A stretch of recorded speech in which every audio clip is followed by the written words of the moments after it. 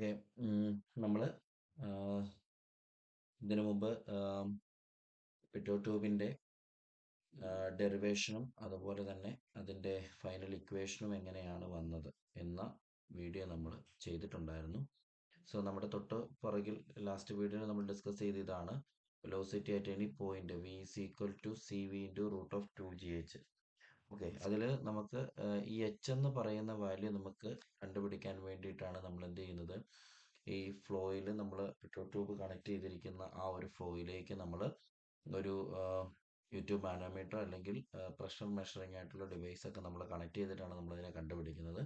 അപ്പോൾ നമ്മളപ്പോൾ എങ്ങനെ അതിനെ കണക്ട് ചെയ്യാന്നുള്ളത്, ഏതൊക്കെ രീതി നമ്മൾ പെട്രോൾ ട്യൂബിൽ അത് ഈ അറേഞ്ച്മെന്റ്സ് നമുക്ക് എങ്ങനെ അതിനെ ഫിറ്റ് ചെയ്യാന്നുള്ളതാണ് ഇവിടെ പറഞ്ഞിരിക്കുന്നത്. ഒന്ന്, petrol tube along with vertical piezometer tube as shown in the figure 6.4. നമുക്ക് ആദ്യത്തെ ഫിഗർ കാണിച്ചിരിക്കുന്നതെന്ന് വെച്ച് കഴിഞ്ഞാൽ പീസോമീറ്റർ പിറ്റോ ട്യൂബായിട്ട് കണക്ട് ചെയ്തിരിക്കുന്നതാണ്. നമ്മുടെ പ്രഷർ ഡിഫറൻസ് കണ്ടുപിടിക്കാൻ വേണ്ടി ഹൈറ്റ് വെച്ചിട്ട് ആ ഹൈറ്റ് നമുക്ക് 2gh എന്ന് പറയുന്ന ആ ഒരു ഇക്വേഷനിലേക്ക് നമുക്ക് ഉപയോഗിക്കാനായിട്ട് പറ്റും എച്ച്.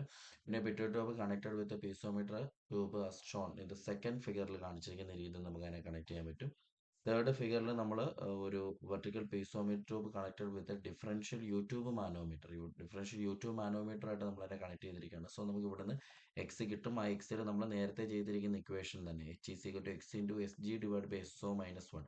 അത് നമുക്കറിയാം, യൂട്യൂബ് മാനോമീറ്ററിനുള്ളിലുള്ള ഫ്ലൂയിഡിന്റെ സ്പെസിഫിക് ഗ്രാവിറ്റി പൈപ്പിനുള്ളിലുള്ള ഫ്ലൂയിഡിന്റെ സ്പെസിഫിക് ഗ്രാവിറ്റിയേക്കാൾ കൂടുതലാണെങ്കിലാണ് നമ്മൾ ഈ ഇക്വേഷൻ യൂസ് ചെയ്യുന്നത്. അല്ലാന്നുണ്ടെങ്കിൽ നമ്മൾ വേറെ ഇക്വേഷൻ ആയിരിക്കും നമ്മൾ എടുക്കുന്നത്. അപ്പോൾ ഓക്കെ, അപ്പം നമ്മൾ ഈ ഒരു ഇക്വേഷൻ വെച്ചിട്ട് നമുക്ക് യൂട്യൂബ് മാനോമീറ്ററിനുള്ളിലുള്ള ആ റൈസ് വെച്ചിട്ട് നമുക്ക് എന്ത് ചെയ്യാൻ പറ്റും, പ്രഷർ ഹെഡ് ഡിഫറൻസ് നമുക്ക് കണ്ടുപിടിക്കാനായിട്ട് പറ്റും.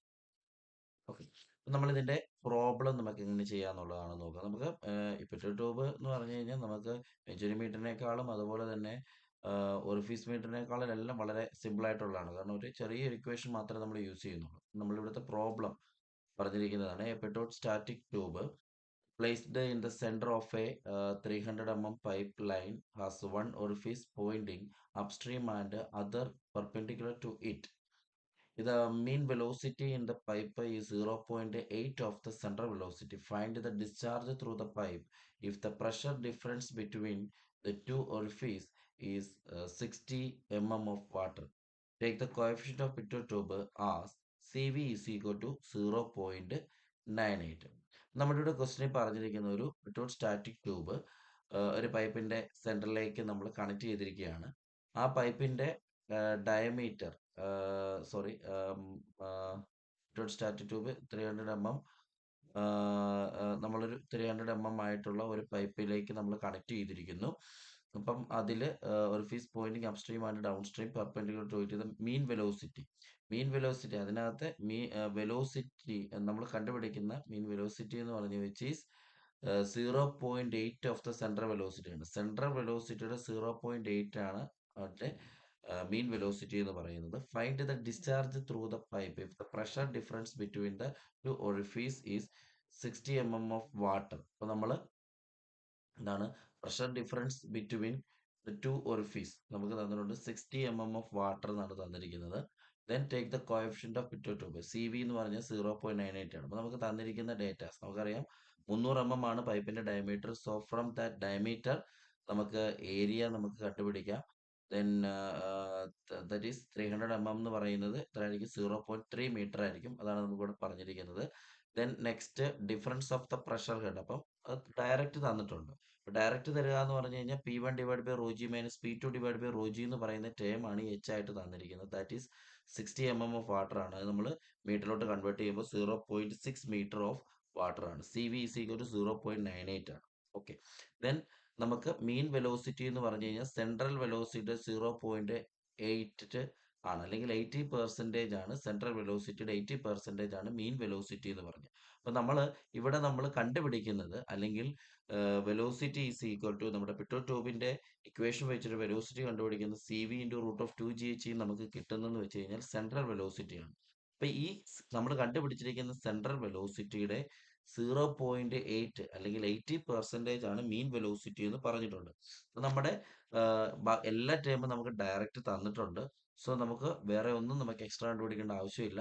അപ്പൊ അതിനകത്തുനിന്ന് എന്തുമായിരിക്കും സി വി ക്വസ്റ്റ്യൻ തന്നിരിക്കുന്നു എത്ര 0.98 into root of 2 into G into H നമുക്ക് 60 ഓഫ് വാട്ടർ അത് നമുക്ക് ഒരു ഇക്വേഷൻ വെച്ച് കണ്ടുപിടിക്കേണ്ട എച്ച് ഡയറക്റ്റ് തന്നിട്ടുണ്ട്. അപ്പൊ നമ്മൾ 0.6 അവിടെ സബ്സ്റ്റിറ്റ്യൂട്ട് ചെയ്യുന്നു. സോ നമ്മുടെ ആൻസർ എത്ര വരും 1.063 മീറ്റർ പെർ സെക്കൻഡ് ആണ്. മുമ്പുള്ള പ്രോബ്ലത്തിലൊക്കെ 981 എന്നൊക്കെ കിടന്നു. 981 കിടക്കുന്നത് തെറ്റല്ല. അത് 981 എന്ന് പറയും നമ്മൾ അവിടെ ചെയ്തതെല്ലാം സെന്റിമീറ്ററിലാണ്. അപ്പൊ ഇവിടെ നമ്മൾ ചെയ്യുന്നത് മീറ്ററിലായതുകൊണ്ടാണ് ജിയുടെ വാല്യൂ 9.81 വന്നത്. അല്ലെങ്കിൽ സെന്റിമീറ്ററാണ് ചെയ്യുന്നതെങ്കിൽ നമ്മൾ 981 എടുക്കാവുള്ളൂ. ഓക്കെ. ദെൻ നെക്സ്റ്റ് നമ്മൾ താഴെ വന്നിട്ട് V bar is equal to 0.8 into 1.063 എന്ന്, അതായത് എന്താണ് നമ്മുടെ സെൻട്രൽ വെലോസിറ്റിയുടെ 80% മീൻ വെലോസിറ്റി. അപ്പൊ അതിനകത്തുനിന്ന് വി ബാർ മീൻ വെലോസിറ്റി നമ്മൾ കണ്ടുപിടിച്ചു 0.8 ഇൻറ്റു ഇവിടെ കണ്ടുപിടിച്ചിരിക്കുന്ന വെലോസിറ്റി 1.063 ആണ്. നമ്മൾ സബ്സ്റ്റിറ്റ്യൂട്ട് ചെയ്യുന്നു. ദെൻ നമുക്ക് ആൻസർ ചെയ്ത് കിട്ടുന്നു.